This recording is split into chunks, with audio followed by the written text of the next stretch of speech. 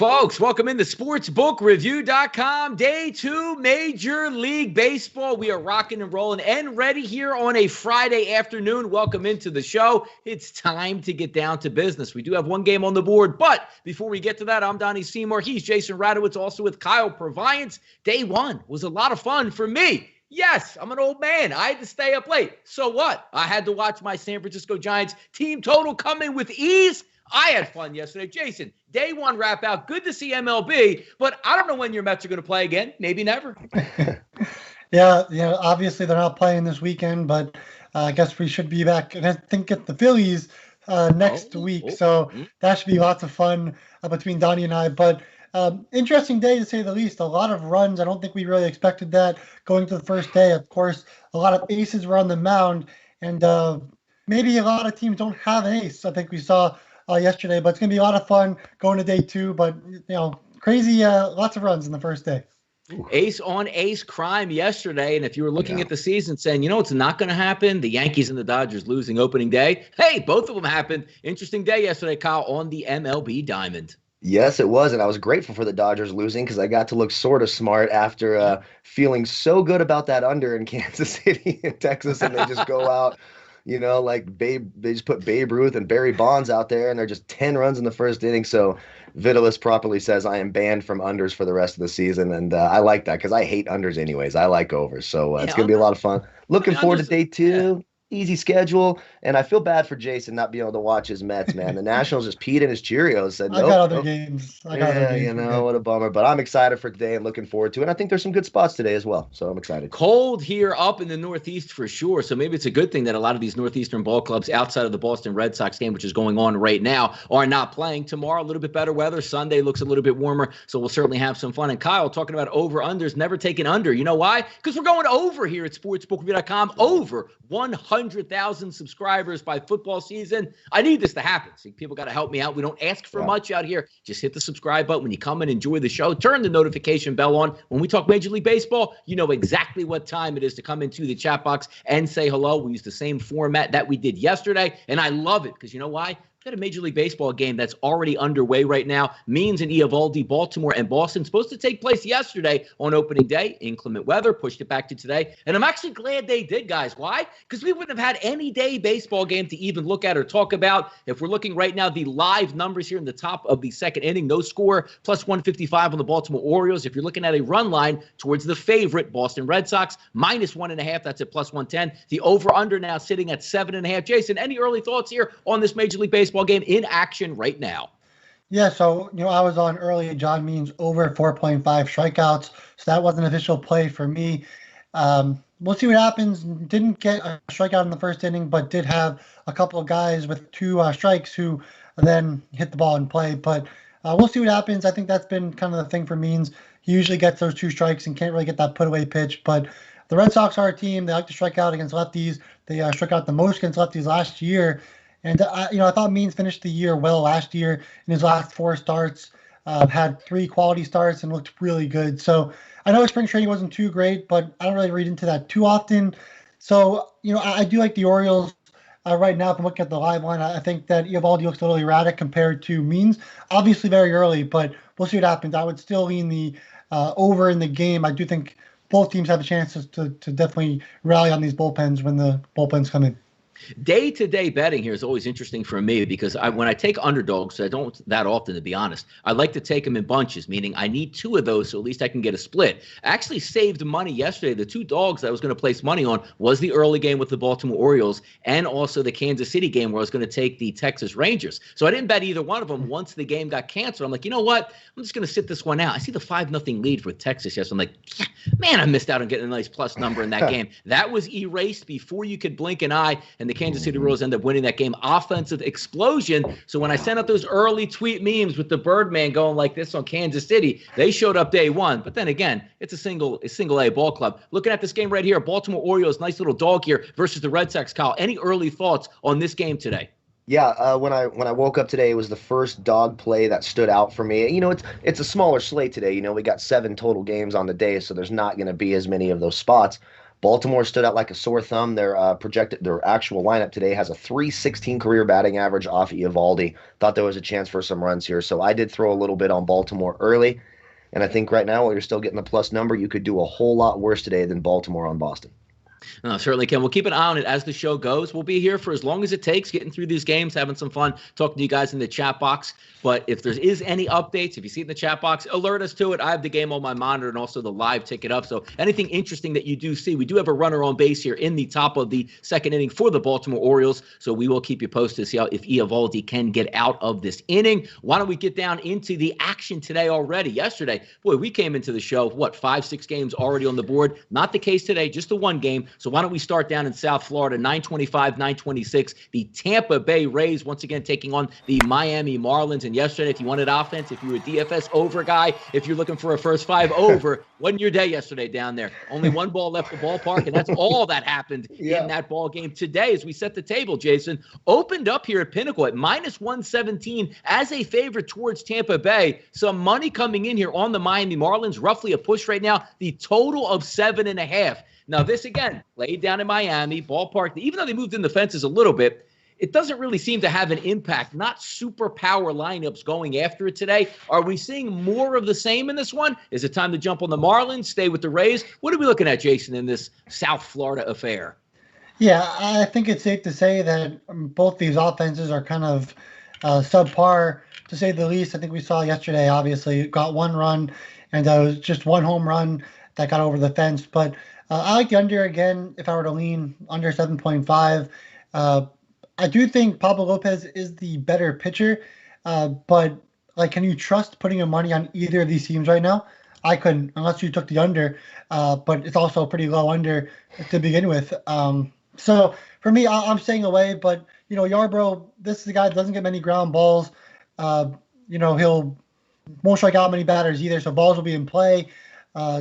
But with the Marlins, it's like, all right, what are they going to do? Right? They got a snow runs yesterday. I can't put any money on them. But I do think Pablo Lopez, he's the better pitcher. He'll probably end up walking more batters, but he'll get more ground balls at least. So if I were to choose, I would take the Marlins here. It's a tough one. It's a close one. I wouldn't go either direction, actually put money on it.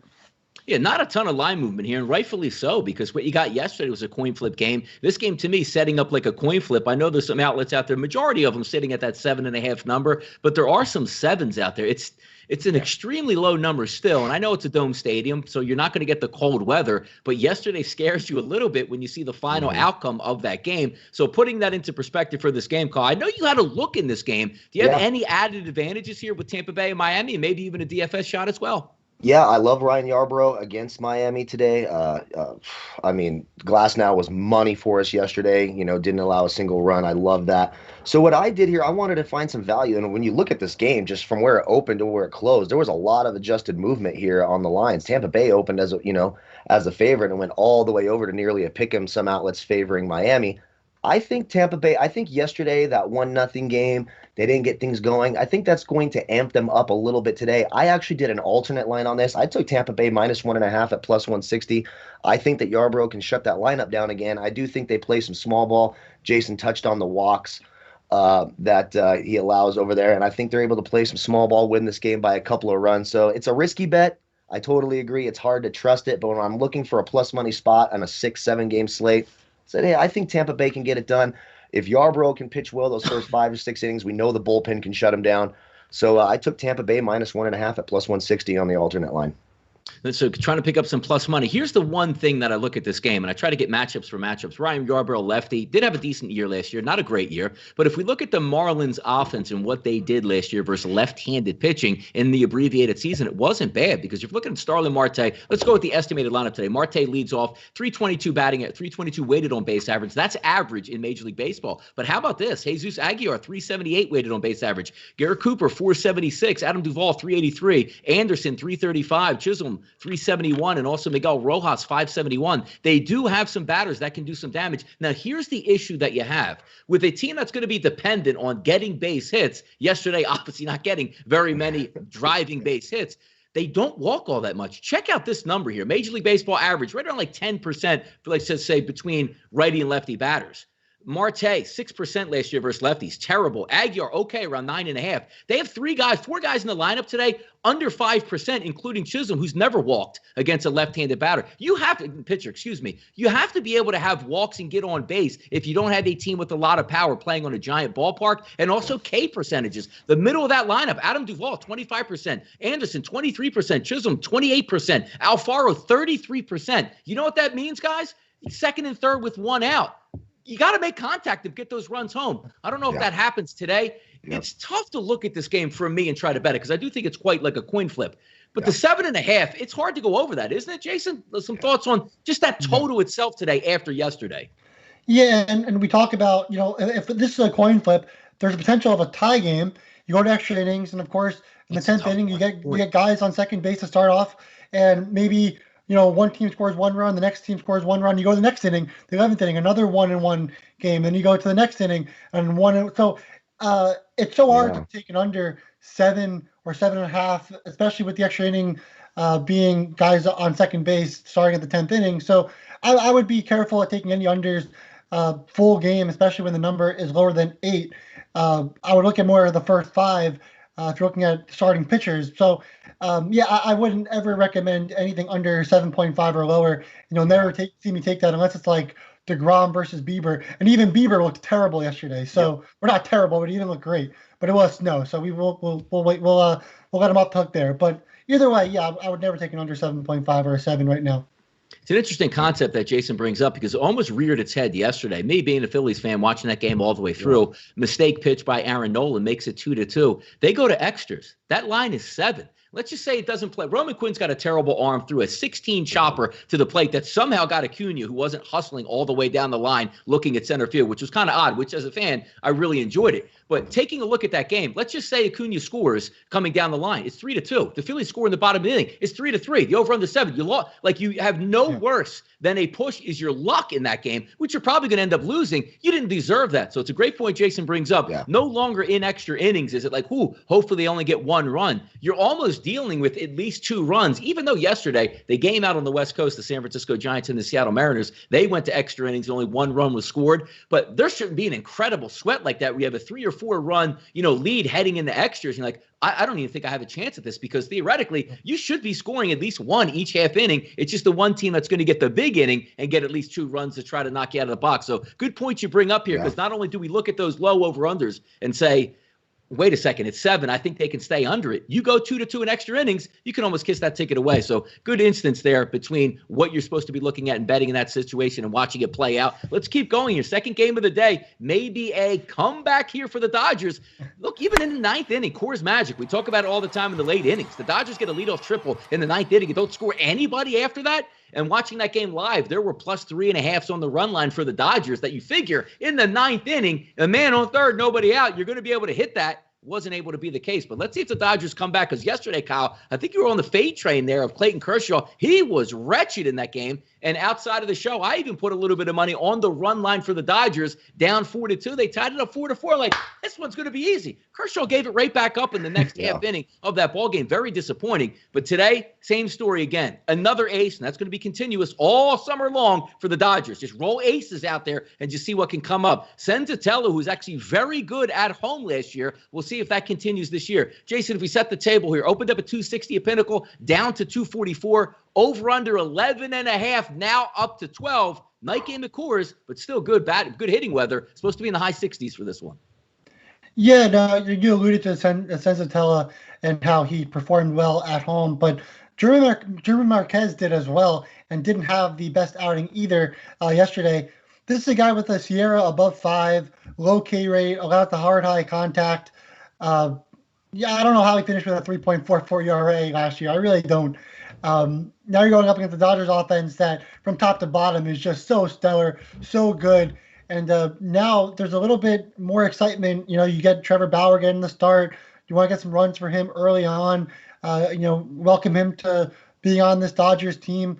I like the Dodgers here. If I were to take a lean, I would even go as far as taking minus 1.5. I know the juice is still a little bit high, but you're better off going with the minus 0.5 than taking the money line there. And I would even agree with taking the team total over 6.5 at around minus 140. I know most sites will have on DraftKings will have 7.5 at plus money, whatever. But if you go to William Hill, you can get that over 6.5. Pay up for that juice. I'd rather get that than have to worry about 8 runs. I'd rather get that 7 runs. I would never put anything on over to get 8 runs. That's just a little much. Yeah. But I do think the Dodgers should do really well against Senzatella. I don't know how he had an ERA of 3.44 last year through 12 starts. His FIP was 4.57. He did leave on 80% of batters or runners. That was probably the reason why he did excel a little bit. He does get a solid ground ball rate, but he doesn't get strikeouts. So the Dodgers are going to be hitting the ball. And we always talked about this last year, Donnie. The Dodgers always hit hard contact, always with all that great stuff with the Dodgers lineup there. And he did allow 1.1 home runs per 9 innings as well. So I think the Dodgers definitely get going with their offense here and give some run support to Bauer. But I can't say Bauer's going to excel either tonight. I just think he'll do a little bit better than Senzatella. Dodgers should be able to get a multi-run win here.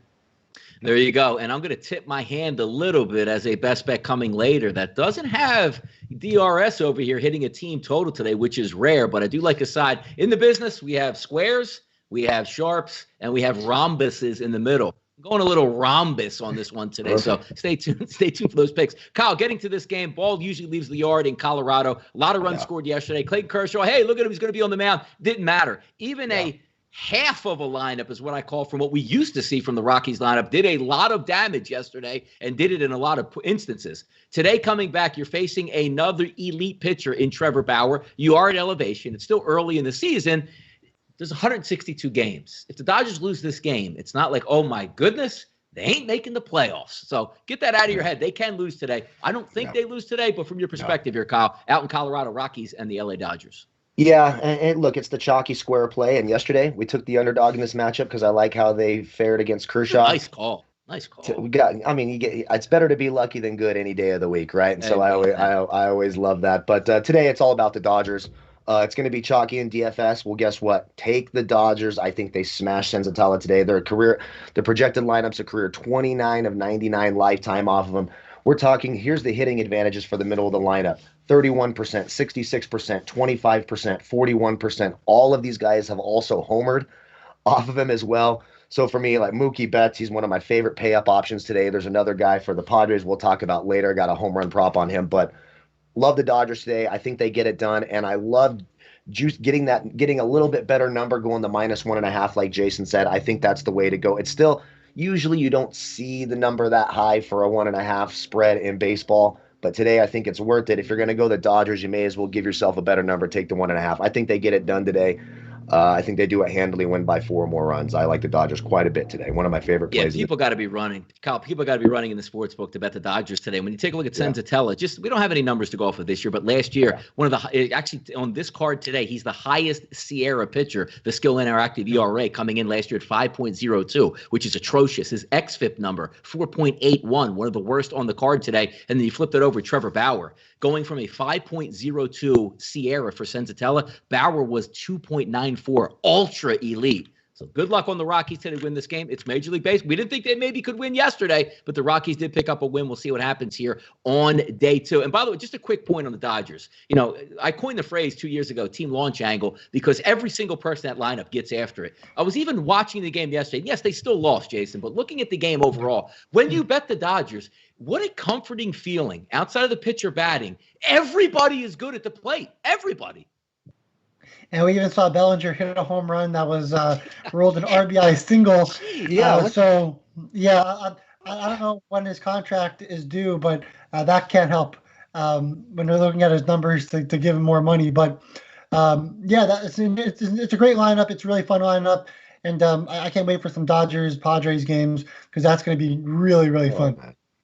Yeah, we'll see. How about thoughts on the total, guys? Let's just say Pinnacle's still showing up at a 12. Are we looking over, or is Bauer going to be enough to say, look, you give up 3 runs in Coors. That's a really nice outing for a pitcher, but that doesn't leave the other side of the table where the Dodgers are getting a full 9 at-bats no matter what the score is. Any feel on the over or the under in this game, Jason?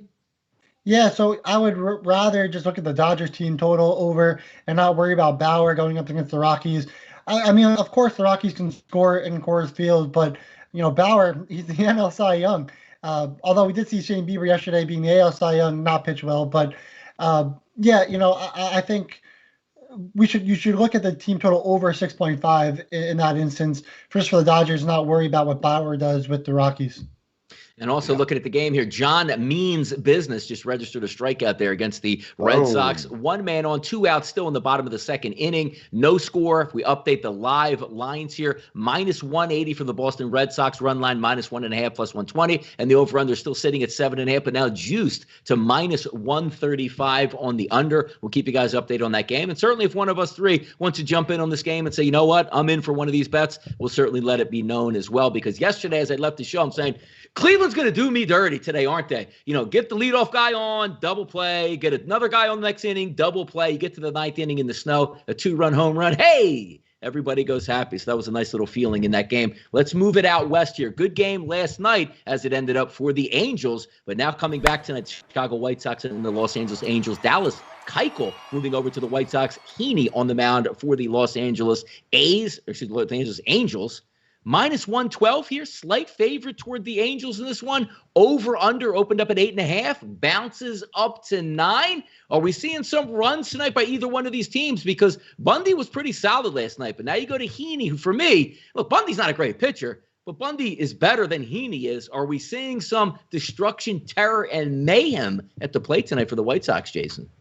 Yeah, so I'm kind of confused as to why the White Sox are underdogs in this game. I know the Angels obviously won last night 4-3, and if you followed us and listened to us with the West games last night, we told you guys the winners for all 3 of those 10 o'clock games, which was really fun. The Giants actually ended up losing. Is that correct?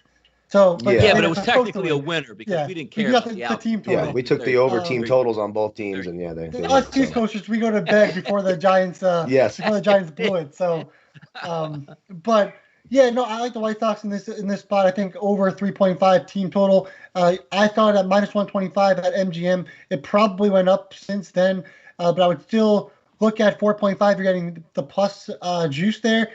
I like the White Sox. Look, the White Sox, they destroyed lefties last year. Obviously, there's no Eloy Jimenez, but there's still plenty of righties in that lineup that absolutely destroy against guys like Heaney. He had a 3.79 FIP last year, so he wasn't terrible. And struck out 9.45 batters per 9 innings. But this is a guy, batting average of balls in play was .302. He left a bunch of runners on base, or 68.6% runners on base. That's below average. And like I said, there's so many great batters in this lineup for the White Sox. I think against lefties last year, they had an ISO of like .345. They just destroyed lefties all around. And to get that 3.5 number, to say, all you need is 4 runs against a lefty and Heaney from the White Sox, who scored 3 yesterday against a much better pitcher. Why not? So I like the White Sox over here on their team total, but I also think, I would lean towards the White Sox if you get them at plus money, plus 100 or whatever. I think the White Sox are the play here. I know it's not really an underdog play, but technically it is underdog play. So if you like the White Sox on the underdog, or you can't get that 3.5 team total, just take the White Sox, get that plus money rather than maybe getting that 4.5. Yeah, coming in at anywhere between plus 100, plus 105 there for the White Sox as a dog. You're going to get an honest effort out of Dallas Keuchel. We'll see if that Los Angeles Angels offense can get it going tonight. If we take a look at this game here, Kyle, DFS, because there's a lot of DFS to love. You're looking at guys who, when you look on a short card, you go right to a White Sox Angels game because there's some big numbers on there. What are we looking at from your perspective in this game, Kyle? Yeah, and I agree with Jason. I think just take the play. I think this is a 50-50 game. I think either team could win. I like the over 8.5. I think both teams score runs in this game. So I took a little splash on the over 8.5 for the total game. But I love the White Sox righties. Abreu, Grandal, all these guys have a nice little history here against Heaney. Tim Anderson, 4.9 lifetime as well. Jose Abreu, both of his hits have been home runs. So I'm in DFS. I'm stacking the righties for the White Sox. I love that call. I love that play. Even Luis Robert, who I do think's been a little bit overpriced. He's nicely priced on FanDuel at 3,600, 19% advantage here. Grandal's a switch hitter, but he hits lefties much, much better than righties, a 905 weighted OPS over the last 3 years. So I love those right-handers for the White Sox. And when you look at the Angels, look, Mike Trout, he's going to have a good split against almost every pitcher, but he has a really, really nice one here against Keuchel, 15 for 46 lifetime, 326 average, a couple of home runs. Rendon and Trout. Either side you want to take, I like the right-handed batting. It's sort of interesting. Like a guy like Rendon, he just hits. He's off lefty Keuchel, so these righties for both teams, I think, are in a good spot. You can stack both sides. You can one-off both sides. Over 8.5, I would take the plus money. Wherever you're getting the better number for either team's the one I would take here. Neither pitcher interests me all that much in this matchup. Give me those right-handed bats tonight for both teams in DFS. Yeah, it should be a fun game to watch. 8.5 is definitely a doable number. I mean, unless Keuchel gives one of his 6 innings, 82 pitches and just pitches to contact in this one, we should get some runs, good hitting conditions as it is out on the West Coast, not on the East Coast. But I'm leaning towards an over in that game. Not really great on the side with the coin flip, even though yesterday I did say I did like the Angels in that game. I don't know if I want to come back with them. If it boils down to me, I'm sort of trusting Dallas Keuchel more than I am Heaney. And if it comes down to a coin flip in that situation, I'm more happy to take it, because if you're taking a look at, let's just say Keuchel at a minus 130 number, maybe like, doesn't make a lot of sense, but plus 105, plus 102, plus 100 makes a lot more sense to me. Justin Morgan in the chat box. Kyle got that brandy in his coffee. Love it. Glad to see you getting big, my friend. Hey, if Kyle makes it to Monday, congratulations. Right, yeah. And I am getting big just in other ways out here as I sit on this computer and get fatter and fatter by the day. So I appreciate all of the sentiment. Yeah, you got some exercise doing some golf yesterday, so we'll give you that. And I'm paying for it today. I'll tell you what, I'm so sore from golf. It's so sad. It's a sad reality. I don't know what's happened. Yep. And as we get older, I yell at more and more things. So yesterday, as I'm settling in, I'm like, hey, you know what? What's that 7 o'clock Major League Baseball game on tonight, which was supposed to be the Mets as a standalone game? There was no 7 o'clock baseball on the East Coast. We had to wait till 10 o'clock. And you guys know me. Come on, man. It's hard to stay up. So thank you, San Francisco, for not making me wait till the 9th inning to stay up so I could actually wake up early and get the actual show information done as we needed. Thank you guys for coming in and hitting the chat box. Already over 200 people watching live. Let me tell you, this is going to be a really fun show all the way through. Thanks for joining us early on. We're going to build this thing, have a lot of fun, give out a lot of picks, try to put some money in your pocket, but we're only as good as you guys showing up in the chat box and saying hello to us. 41 thumbs up in the chat box. Thank you so much for that. We got a lot of views on it yesterday. Retweet it if you like the show. Pass the word around. We're here. We're not charging anything to come in and have some fun, and you can watch it all day long as it's always back on replay. But once again, thanks again. We are on our way to 100,000 subscribers right here at sportsbookreview.com. How about the next game? 923, 924. You can boo Houston all you want, and that seems like they win every single opening day as they did last night against the A's. I'm rooting for the A's. I like the A's. Love the A's jerseys. Today, let's set the table. A's open up, Jason, minus 135. You know what we're seeing now? Money drop down to minus 124 is a favorite. Over under rises, though, goes from 8 to 8.5, and I do agree with that move as well. Oakland Athletics out at the Coliseum tonight versus Houston. Does Houston win another game? Because, again, we preface this by saying these are the two teams expected to win this division going toe-to-toe first 3 games. Go ahead. Yeah, so, both pitchers last year had FIPs above 4. Christian Javier was a really hard pitcher to figure out last year. He left 86.2% of runners on base last year, had a batting average of balls in play at just 194, and got ground ball rate below 30%. So everything that Javier did made absolutely no sense. A 3.48 ERA, 5-2 win-loss record, and with 10 games started, it just made no sense how he was able to limit damage. With the batting average of balls in play being 194, it's not like he gets like really low hard contact. It's not like that. So really hard to figure him out. I'm not really sure how he was able to do as well as he did last year with a 5-2 record in 10 games started. Then you have Luzardo on the other hand. He had a batting average of balls in play at 306. So he was hit a lot harder and had a 4.12 ERA last year, a 4.19 FIP, got ground balls still under 50% of the time. So he wasn't fantastic either. Limited walks a little bit more and home runs a little bit more. This is a hard one, but of course I agree with the over with both pitchers having an FIP of over 4.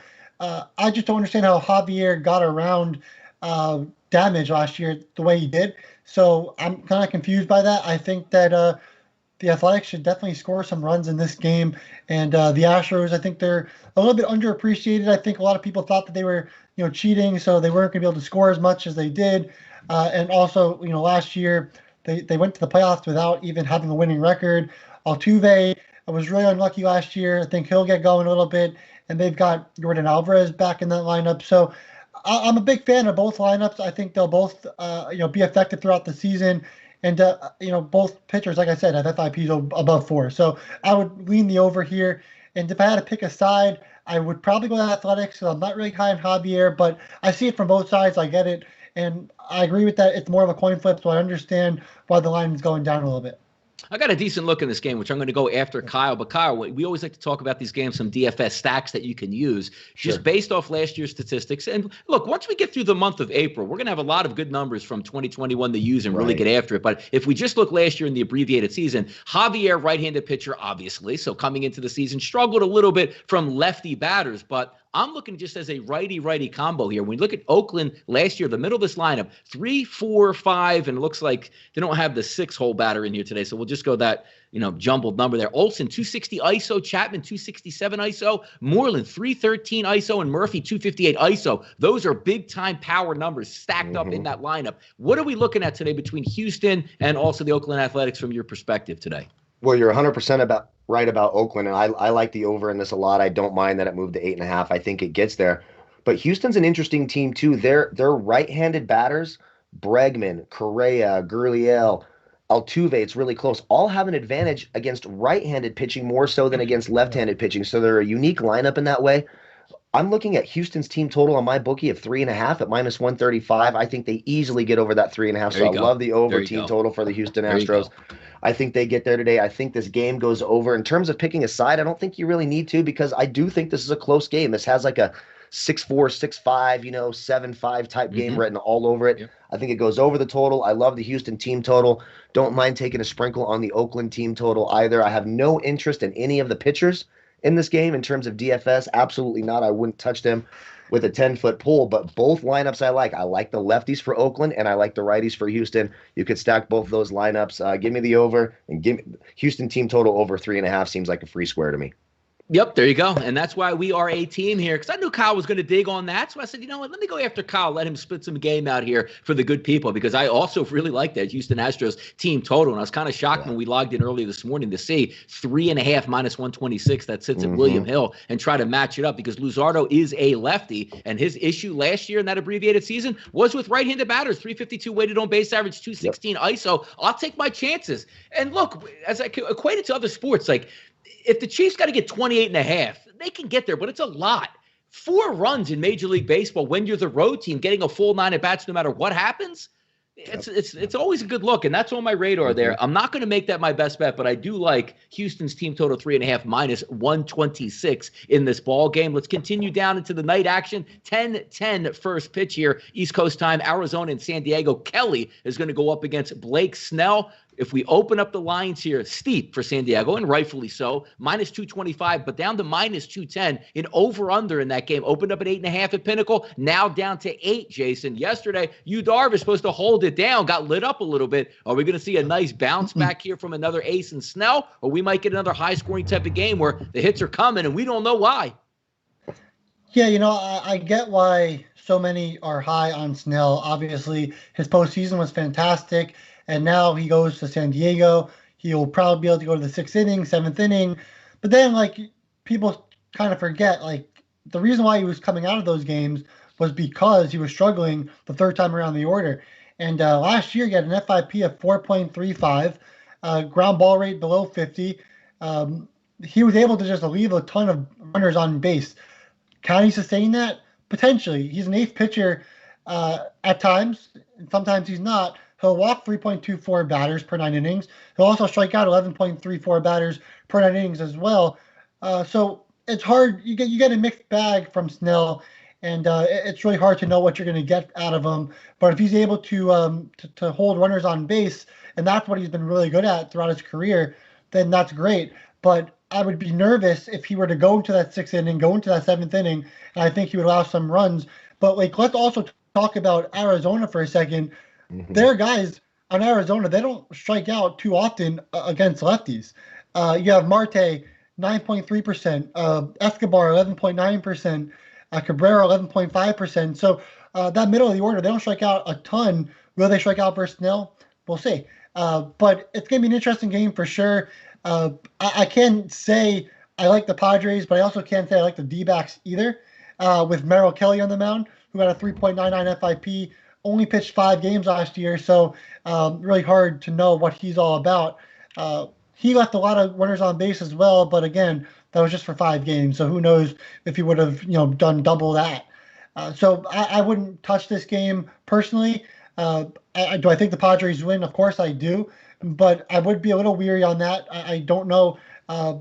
Snell could have the same Darvish effect as yesterday, and being in San Diego, something bad could happen to Snell, and that would be that. He did allow 1.8 homers per 9 innings, so there's potential that balls will be in play versus Snell, and there's potential that the balls go out of the yard. So I'd take it easy. Another stack shot, Kyle, that we're looking at here, because just based on last year's numbers, when you look at right-handed pitching going up against a couple of these guys on San Diego, it's pretty outrageous. If you just look lineup to lineup between Arizona and San Diego, it is a monster mismatch. And then when you look at the mound, it looks like an easy mismatch as well, because the 1 through 5 guys, based on last year's numbers, take a look at these ISO numbers and keep in mind, 0.170 is a decent ISO. Tatis, 353, Cronenworth, 274, Machado, 281, Hosmer 243, and Will Myers 315. That's like hitting the baseball to the moon every time you see a right-handed pitcher. What are we looking at today in this game, Kyle? Yeah, I like the Padres. I like them -0.5 first 5. I do like them to go over the team total 4.5 as well. Now, I will say this. I expected when I looked at this before seeing the numbers to say, oh, I bet you they just stomped on Merrill Kelly last year. That wasn't necessarily the case. Their career lifetime, again, it's a very small sample size in terms of at-bats against a pitcher. They're 16 of 70 lifetime.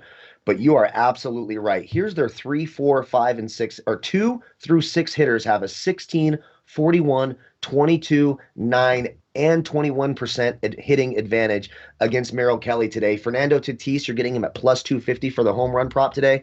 I smashed that early in this morning.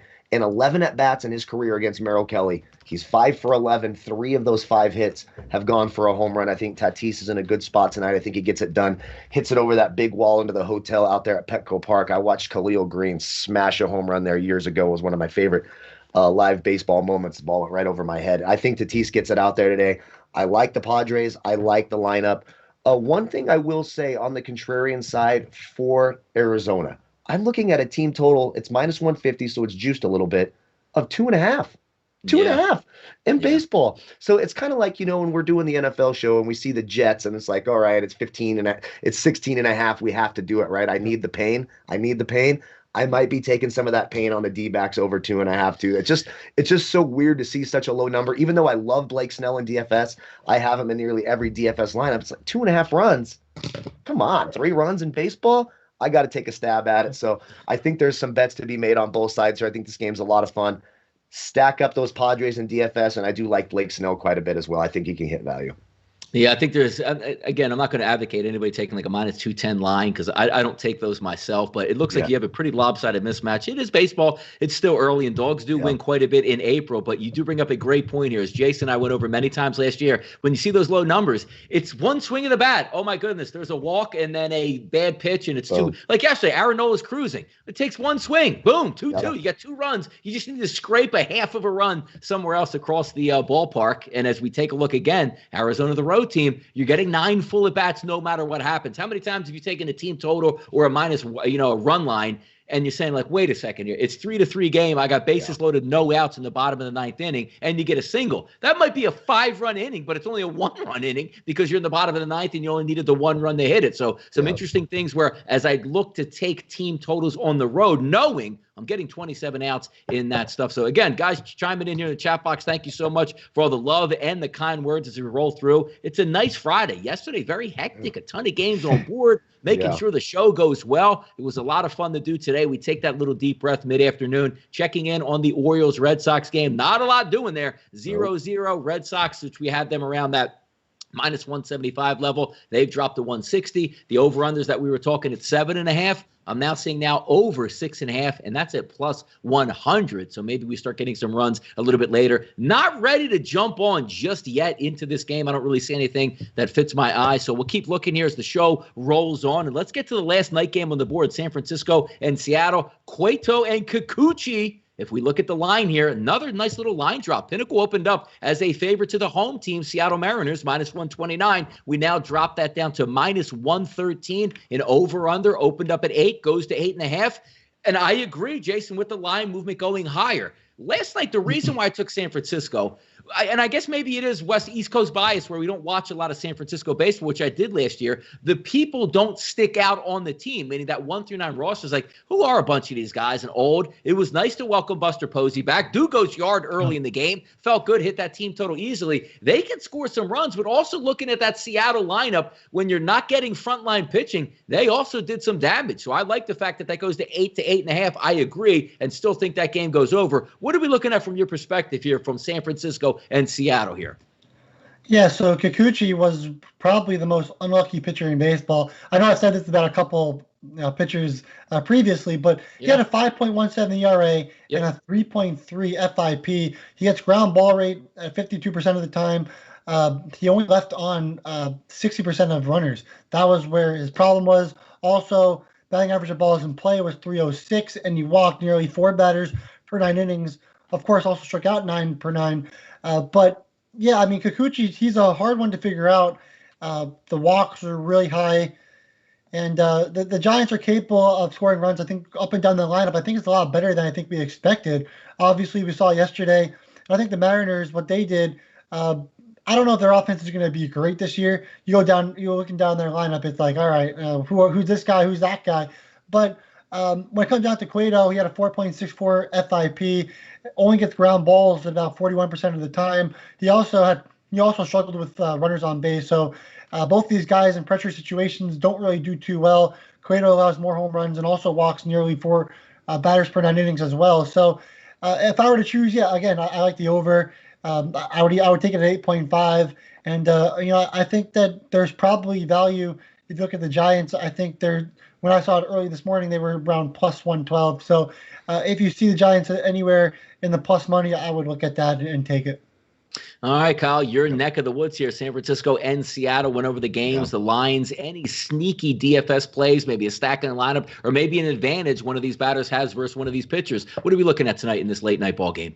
Yeah, and it's funny. Just in the chat box, I said the Giants could be sneaky, and the more I look at it, it's like, oh my God, the Mariners could be very, very sneaky. First of all, I'm a Giants fan, yes, sir, and I know the pain of trying to bet Johnny Cueto. He is so terrible. He is just awful. He really is. And I'm literally looking at all 9 batters. There's actually 10 batters here because we're not sure who's going to hit in the 9 hole yet. All 9 batters have a plus advantage against Johnny Cueto. Every single hitter in the Mariners lineup tonight, whether they're a righty or a lefty, has an advantage. So I would lean the Mariners. I like the team total for both teams. Mariners 4.5. The Giants are at 3.5 against Kikuchi, and they have some good hitters too here. The Giants could be sneaky. So here's a 3, 4, 5 guys. You got Yastrzemski with a slight advantage, 2%. Longoria at the bottom of the order at 7 hole, 25%. Posey, 25%. Dubon, even at the end of the order, 29%. Wilmer Flores in the cleanup spot, 25%. So I think there's runs to be scored here. I don't think you see high-quality pitching. I would lean the over. I lean slightly to the side of the Mariners, but I think both team totals are in play. And if you're looking for some cheaper stacks to go with maybe the Dodgers or the Astros or the Padres, teams that you're paying up for, one of these 2 teams, whichever side you take, especially in a slate like tonight, I should say this especially for DFS, there's all these sort of mediocre matchups where both sides sort of match up well with the other side. So that's where instead of playing some of the higher dollar tournaments, I spread my lineups out and give myself more options because maybe I stack Seattle and they win 8-3. Maybe I stack the Giants, they win 8-3. I want to have both sides of this game, so I make sure that I still keep my same budget, never play more than you can afford to lose, but kind of spread my player pools out and give myself exposure to a couple of these teams because I think both the Mariners and the Giants can get there tonight. I'd lean the Mariners, like the advantages they have no interest in either one of these pitchers. No way in hell would I pitch either of these guys in DFS. But I think runs are scored in this game. I like the over, and I'll lean the Mariners. Yeah, and you got Kikuchi is a left-handed pitcher. So when you're taking a look at that, and again, we don't expect this out of the San Francisco lineup when you just look at the names, but the numbers make sense just based on last year's numbers versus lefties. You're talking about a weighted on base average. So this is an anticipated lineup for tonight. Slater, righty, 471 weighted on base average. Yastrzemski, 413 weighted on base average. Solano, 364. Longoria, 361. Flores, 394. And Maurice Dubon in the 9 hole at 380. You have some hitters that can do some damage, and they're hanging these lower numbers. So when I look at that 8 to 8.5 that we started the conversation off with here, I actually thought that was the right move to move that higher because I think both of these teams can get some hits. And what are we looking at? Again, try to break it down to its least common denominator. If each team can get 3, you go to over, you go to extra innings, he got a really good shot at it with a man on second base. So a lot to be left out there, but a nice short card that we were able to hit and go over today. So, we can open it up in just a few moments here, clear the bases, but you people watch this show to say, what are these boys going to be betting tonight? So I'm going to start with my man, Jason Radowitz right now. Best bets and bankers. Friday night, it's payday, Jason. What do you got? It's early in the season, so I wouldn't bet the entire slate, but just a recommendation. I'm only on one game today. I like the White Sox over 3.5 team total. Right. I got it at -125. I know some books probably have 4.5 now at plus with the juice. Either way, I agree with it. I think they'll get 5 runs against Heaney, who's a lefty pitcher, and the White Sox absolutely destroyed left-handed pitching last year. I don't think that changes this year with all the right-handed bats that are in the lineup for the White Sox.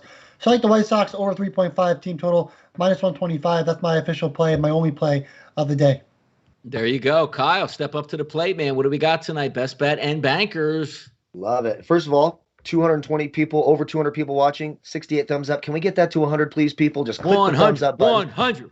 Don't make me get Flash in here. He'll start yelling at you guys. You don't want to have it. He's an athlete. He'll get after you. Hit that thumbs up button. Appreciate that. So I love the Astros team total over 3.5. I know it's a little juiced at -135, but I really like that play. And just Padres over 4.5. I think they get there as well. And a third one, just because I like to take risks. I think that White Sox-Angels game goes over 8.5, so I'll take those 3 plays today, kind of piggybacking off of what Jason said. There you go, and I'm going to go with mine just a few moments, but DLVS Cat says, any bonus KBO coverage? I believe Flash has a midnight KBO show, so stay tuned for that a little bit later here, and I'm just actually kidding around on that. But I'm going to go, I really like that team total for Houston over 3.5 -126, but I'm going to shift gears today and go to the Los Angeles Dodgers.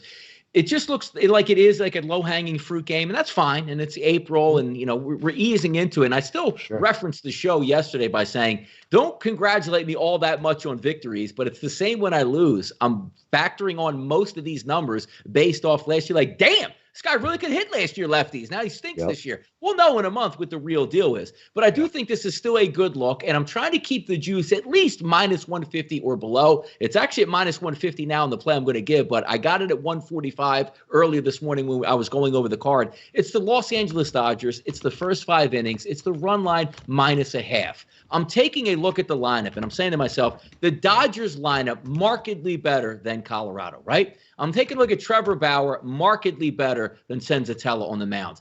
I would be honestly surprised if the Dodgers do not have a lead after 5 innings in this game rolling through. If they don't, it's a loss. We live with it and move on, but it's nice that we picked up a victory yesterday. But honestly, would be surprised if this game is not at least like 4-2 after 5 innings. Good weather, good hitting conditions. The Dodgers lost yesterday, looking to pick up a win on day number 2. I am going to go a little bit chalky and square with this one, but give me the Dodgers to have the lead at the end of 5 innings, spent -145 on that. They are our best bet and banker plays today, so we'll root them on. We'll have some fun here on a Friday. Keep in mind also, before we open up the chat box, no live show on Saturday and Sunday, but rip-roaring, ready to go on Monday. Jason's going to have all his Mets gear on because he's finally going to get to see his team lose on their opening day on Monday to the Philadelphia Phillies. But let's see what you guys got in the chat box. Any questions, any stuff you have? Because I know the question did come up with the KBO coverage. We don't have KBO coverage. At least I don't think if Flash is going to come on here and have a little midnight fun in Costa Rica and do a show. So it is what it is. Darwin Ramos says, give me the Astros game under tonight. And Jason Radowitz, I don't know who that is. It's still -125 on MGM for George Young. So we have some stuff in play. So some thoughts here on the card. Because tomorrow, we got a full slate tomorrow on Saturday, full slate on Sunday. We'll wait for some chat box questions to come in, Jason. How you feeling about this weekend overall? Because I'm a day-to-day guy. It's not like, hey, man, I got tomorrow scoped out with McCullers versus Cole Irvin. I don't look that far ahead, but boy, seeing an all-day slate tomorrow with the Final Four as well. What a day, man. Yeah, so now going into the weekend, we're getting those 3rd, 4th, 5th guys in the rotation. And I know you're a big over guy. I know Kyle's a big over guy. So we feast off of those 3, 4, and 5 guys in the rotation. So that's always really fun. So that should be a great time when you have worse pitchers going. There you go. By the way, I do have something coming up here. Mason Phillips says, you guys like any MLB futures? We did a Major League Baseball's future show, which is out there. I do have 2 of them. Dodgers to win the World Series, Nationals to win the World Series. Hopefully the Nationals win it. Maybe the Dodgers win it. Either way, it's going to be plus money, but obviously want the longer shot, 30-1 on the Nationals. But then again, I preface it by saying that might get voided out because I don't know if the Nationals are actually going to play this year. Nate Bernatchez says, Kyle, do you prefer cash games or tournaments? Well, I play more tournaments now, single entry tournaments, but when you're just starting out, if you're just starting to play DFS, or maybe you've been playing it a while, but you're playing a new sport, starting out with those 50-50 cash games, it's a lot easier to build up your bankroll. You only have to finish in the top 50% to cash. A lot of those tournaments now on DraftKings, as the sport has evolved and it's come bigger and bigger, it's on every commercial and every sporting event now. You need to really finish in that top like 11 or 12% to even come close to doubling your money. So early on, if you're new, I would recommend those cash games. If you're going to play tournaments, look, those things are dominated now by people who play 150 max lineups. So you're not going to have an advantage there. So if you're going to play tournaments, I recommend the single entry tournaments. I like playing those a lot more. You have a lot better chance of winning bigger money. As usual, never play more than you can lose. But if you're starting out 50-50s, as you start getting into it, some of those single entry tournaments have nice payouts. OJ Hernandez says, Jason, I like the Marlins under first 5 and no runs first inning. Lock that in. Any thoughts? Hey, look, what did we get? A huge run yesterday in that game. So obviously looking at the first inning here. Now, do we get the ebb and flow in Major League Baseball where it's like 3-2 at the end of one? You're like, where did that come from? What do you think about OJ's comments there? Yeah, so I know a lot of people like to use those no runs first inning. To me, I'm too old for that. I'm too old, Jason. Too much of a sweat. Go ahead.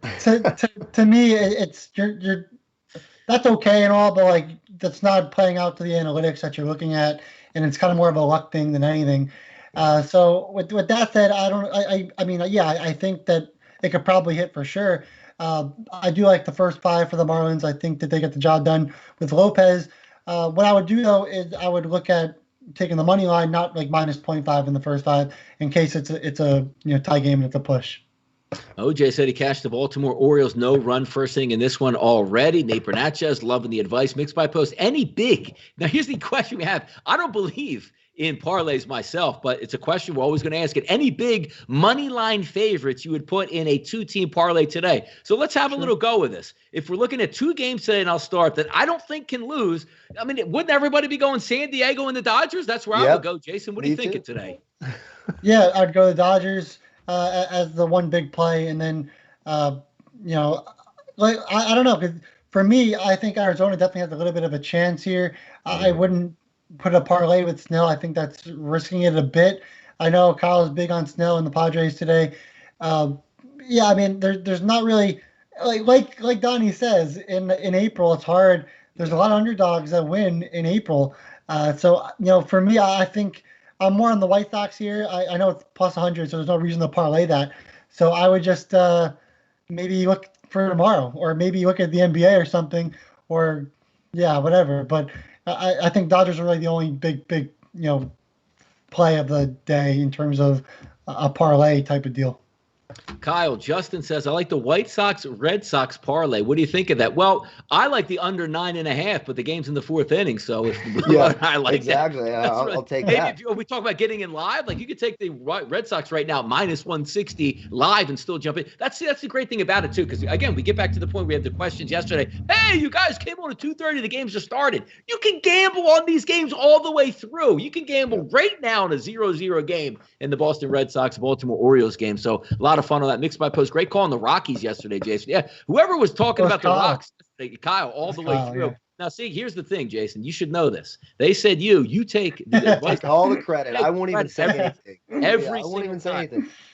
Hey, nice pick over there. Yeah, hey, thanks, man. Appreciate it that much. So good stuff here in the chat box for today. Right about on an hour show. And I have to tell you, like when you talk about doing good content and fun content, I hope it comes across on the screen of how much we actually enjoy coming on and doing this, guys, for you. And all we ask for is the support in the chat box, which you guys are bringing it there. The thumbs up, close to 100, as Kyle asked here. So a lot of great stuff coming through. We'll build this up. You'll get used to this all the way through because you still, NBA season's in full flow. You still got, the Final Four. A lot of people still hunkering down in college basketball. Once this thing really kicks into gear, when the weather gets warmer and baseball is really the only show in town, we're going to provide that knowledge here that you're going to need to put a little bit more money in your pocket, and also say, hey, you know what? It's Monday, it's Tuesday, it's Wednesday, it's Thursday, it's Friday. Let me have a little fun with the guys here and jump in the chat box. So we do thank you for that. Best bets and bankers are out there. We cleared the bases. We had every game on the card on a Friday. So I hope you guys enjoyed the show. We will be back Monday, same time, 2:30 p.m. Eastern time, right here on Sportsbook Review. For Donnie Seymour, which is me, Jason Radowitz, Kyle Purviance, thank you for tuning in. Good luck on your wagers tonight, and we'll see you Monday.